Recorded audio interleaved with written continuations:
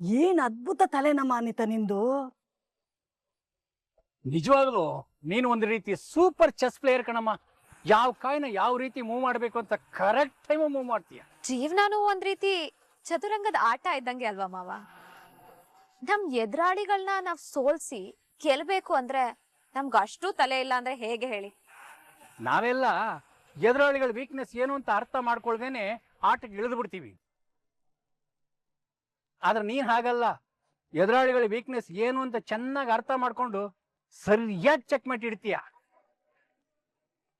ಒಟ್ನಲ್ಲಿ ನಿನಗೆ ಗೆಲ್ಲಕ್ ಬರುತ್ತೋ ಬಿಡುತ್ತೋ ನನಗೆ ಗೊತ್ತಿಲ್ಲ, ಆದ್ರೆ ಇನ್ನೊಬ್ಬರನ್ನ ಸೋಲ್ಸೋ ತಲೆ ಚೆನ್ನಾಗಿದೆ. ಮಾವ, ನೀವ್ ನನ್ನನ್ನ ಹೊಗಳ್ತಾ ಇದೀರೋ ಅಥವಾ ಬೈತಾ ಇದೀರೋ ಗೊತ್ತಾಗ್ತಿಲ್ಲ. ಅಯ್ಯೋ ಅನಿತಾ, ನಿನ್ನ ಹೊಗಳ್ತಿರೋದು. ನೀನೇನಾದ್ರೂ ಈ ತರ ಪ್ಲಾನ್ ಮಾಡದೆ ಹೋಗಿದ್ರೆ ನಾವು ಯಾವ್ದೇ ಕಾರಣಕ್ಕೂ ಅವಳನ್ನ ಮನೆಯಿಂದ ಕಳ್ಸೋಕ್ ಆಗ್ತಿರ್ಲಿಲ್ಲ. ನಾವ್ ಚಾಪೆ ಕೆಳಗಡೆ ನುಗ್ಗಿದ್ರೆ ಅವಳು ರಂಗೋಲಿ ಕೆಳಗಡೆ ನುಗ್ತಾಳೆ.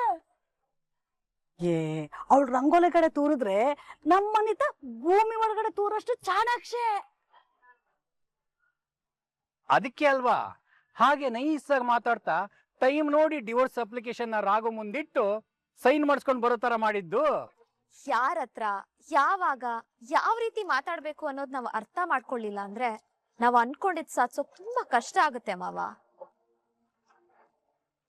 ಹಾಗೆ ತಾನೆ ಅವಳು ನಿಮ್ ಎಲ್ರು ಎಮೋಷನ್ಸ್ ಜೊತೆ ಆಟ ಆಡಿ ನೀವ್ ಎಲ್ರು ಅವಳಿಗೆ ವೋಟ್ ಹಾಕೋ ರೀತಿ ಮಾಡಿದ್ದು. ನಿಜ ಅನಿತಾ, ಅವಳು ನಮ್ ಭಾವನೆಗಳ ಜೊತೆ ಆಟ ಆಡ್ತಾಳೆ ಅಂತ ನಮಗೆ ಅರ್ಥನೇ ಆಗ್ಲಿಲ್ಲ. ಅದಕ್ಕೆ ಅಲ್ವಾ ನಾನ್ ಕೌಂಟ್ರು ಕೊಡ್ತಿರೋದು. ಇವಾಗ ಅವಳ ಭಾವನೆಗಳ ಜೊತೆ ಚಲ್ಲಾಟ ಆಡ್ತಿರೋದು. ಹೇಗೋ ಅಣ್ಣ ತಗೊಂಡೋಗಿರೋ ಅಪ್ಲಿಕೇಶನ್ಗೆ ಆ ಜಾನ್ಸಿ ಸೈನ್ ಮಾಡ್ಬಿಟ್ರೆ ಸಾಕು.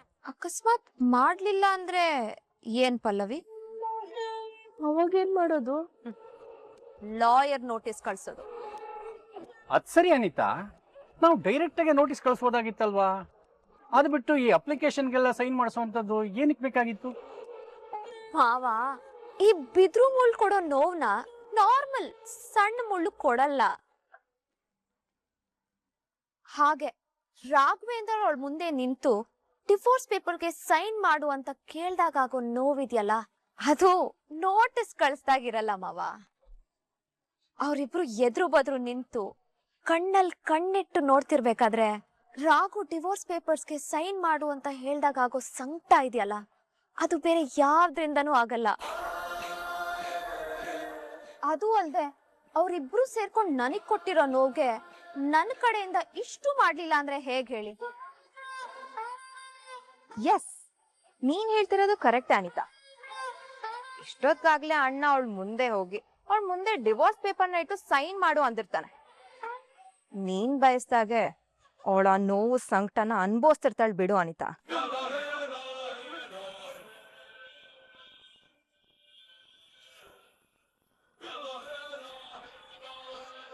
ಏನಂದ್ರೆ ಡಿವೋರ್ಸ್ ಪೇಪರ್ಗೆ ಸೈನ್ ಮಾಡ್ಬೇಕಾ? ರಾಘು, ನನಗ್ ನೀನು, ನಿನಗ್ ನಾನು, ಈ ಕ್ಷಣದವರೆಗೂ ನೀನ್ ನನಗ್ ಸಿಕ್ಕೇ ಸಿಕ್ತ್ಯಾ. ನಾವಿಬ್ರು ಒಂದಾಗ್ತೀವಿ ಅಂತ ನಂಬ್ಕೊಂಡಿದ್ದೆ. ಯಾಕೆ ಗೊತ್ತಾ, ನಾವಿಬ್ರು ಒಂದೇ ಜೀವ, ಎರಡ್ ದೇಹ ಅಂತ ನಂಬ್ಕೊಂಡಿದ್ದೆ. ನನ್ ಮನ್ಸಲ್ಲಿ ನಿನ್ಮೇಲೆ ಹೇಗ್ ಪ್ರೀತಿ ಇದೆಯೋ ಅದೇ ರೀತಿ ನಿನಗೂ ನನ್ ಮೇಲೆ ಪ್ರೀತಿ ಇರುತ್ತೆ ಅಂತ ಅನ್ಕೊಂಡಿದ್ದೆ. ನಾನ್ ಹೇಗೆ ನೀನಿಲ್ದೆ ಬದುಕಕ್ಕಾಗ್ದೆ ಸಾಯಕ್ಕಾಗ್ದೆ ಒದ್ದಾಡ್ತಿದ್ದೀನೋ ಅದೇ ರೀತಿ ನೀನು ಒದ್ದಾಡ್ತಿದ್ಯಾ ಅಂತ ಅನ್ಕೊಂಡಿದ್ದೆ. ಆದ್ರೆ ನೀನು ಎಷ್ಟು ಸುಲಭವಾಗಿ ಡೈವೋರ್ಸ್ ಪೇಪರ್ನ ನನ್ ಮುಂದೆ ಇಟ್ಟು ಸೈನ್ ಮಾಡು ಅಂತ ಕೇಳ್ಬಿಟ್ಟೆ ಅಲ್ವಾ? ಡಿವೋರ್ಸ್ ಪೇಪರ್ಗೆ ಸೈನ್ ಹಾಕಿ ಅಂತ ತಕ್ಷಣ ನೀವು ನನ್ನ ಮನ್ಸಲ್ಲಿಲ್ಲ ಅಂತ ಯಾರು ಮೇಡಮ್ ಹೇಳಿದ್ದು? ಈಗ ಮಾತ್ರ ಅಲ್ಲ, ನನ್ನ ಜೀವ ಇರೋವರೆಗೂ ನನ್ನ ಮನ್ಸಲ್ಲೇ ಇರ್ತೀರಾ. ಮನ್ಸಲ್ಲಿರ್ತೀನಿ, ಆದ್ರೆ ಬದುಕಿಗ್ ಬೇಡ ಅಲ್ವಾ ರಾಘು? ನೀನ್ ಹೇಳೋದು ಹೇಗಿದೆ ಗೊತ್ತಾ? ಉಸಿರಾಡೋದಕ್ಕೆ ಕಷ್ಟ ಪಡೋದನ್ನ ನೋಡೋದಕ್ಕಾಗ್ಲಿಲ್ಲ, ಅದಕ್ಕೆ ಉಸಿರುಗಟ್ಟು ಸಾಯಿಸ್ದೆ ಅನ್ನೋ ಹಾಗಿದೆ. ಹೀಗೇನ್ ಮಾಡ್ಲಿ ಚಾನ್ಸಿ ಮೇಡಮ್? ನನ್ನ ಕುಟುಂಬಕ್ಕೋಸ್ಕರ ನಮ್ ಪ್ರೀತಿನ ಬಲಿ ಕೊಡ್ತಿದ್ಯಾ? ಮನೆ ಮಗನಾಗಿ ನನ್ನ ಜವಾಬ್ದಾರಿನ ಮಾಡ್ಲೇಬೇಕಲ್ವಾ ಮೇಡಮ್? ಹಾಗಾದ್ರೆ ಒಬ್ಬ ಗಂಡನಾಗಿ ನಿನಗೆ ಯಾವ ಜವಾಬ್ದಾರಿನೂ ಇಲ್ವಾ ರಾಘು? ಮೊದಲು ನಾನು ಆ ಮನೆ ಮಗ ಅಲ್ವಾ ಮೇಡಮ್? ಆ ಕರ್ತವ್ಯನ ಮೊದಲು ನಿಭಾಯಿಸ್ಬೇಕಲ್ವಾ? ಕಣ್ಮುಂದೆ ಇರೋ ಕರ್ತವ್ಯ ಮಾತ್ರ ನಿನಗ್ ಕಾಣಿಸ್ತಿದೆ, ಆದ್ರೆ ಕಣ್ಣಿಗೆ ಕಣ್ಣಾಗಿರೋ ನಮ್ ಪ್ರೀತಿ ಕಾಣಿಸ್ತಿಲ್ವಾ ರಾಘು? ಇನ್ಮೇಲಿಂದ ನೀವು ನನ್ನ ಬಾಳಲ್ಲಿ ಇರಲ್ಲ ಅನ್ನೋ ಸುದ್ದಿ ಕೇಳಿದಾಗ್ಲಿಂದ ನನ್ನ ಕಣ್ಣಲ್ಲಿರೋ ನೀವು ನನ್ನ ಕಣ್ಣೀರ್ ಜೊತೆ ಕರಗ್ ಹೋಗ್ಲಿ ಅಂತ ಪ್ರಯತ್ನ ಪಡ್ತಾ ಇದ್ದೀನಿ.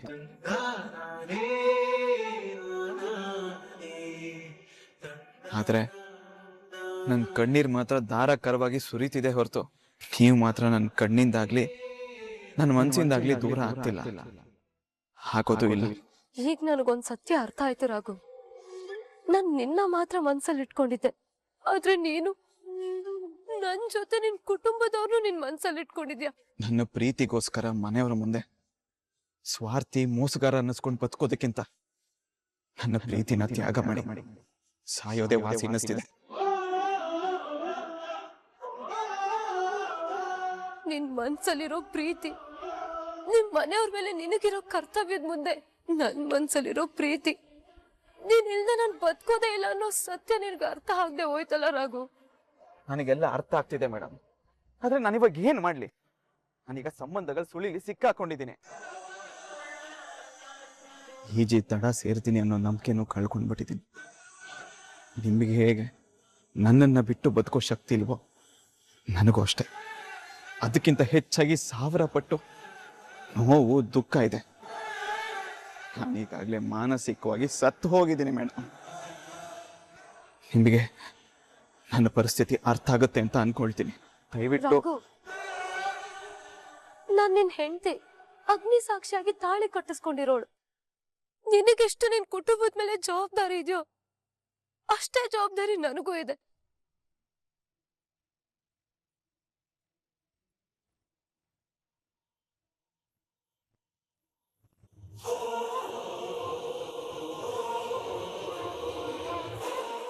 ಈಗೇನು ಈ ಪೇಪರ್ಗೆ ಸೈನ್ ಮಾಡ್ಬೇಕು ಅಷ್ಟೇ ತಾನೇ? ಎಷ್ಟು ಸೈನ್ ಬೇಕೋ ಮಾಡ್ಕೊಡ್ತೀನಿ. ನಿನಗೋಸ್ಕರ ಮಾತ್ರ ಅಲ್ಲ, ನಿನ್ ಕುಟುಂಬದವ್ರಿಗೋಸ್ಕರ, ಅವ್ರ ನೆಮ್ಮದಿಗೋಸ್ಕರ. ಅದೇ ತಾನೇ ನಿನ್ನ ಆಸೆ. ನಿನ್ ಹೆಂಡತಿಯಾಗಿ ನಿನ್ನ ಆಸೆ ಈಡೇರಿಸೋದು ನನ್ನ ಕರ್ತವ್ಯ. ಕೊಡು ಪೆನ್.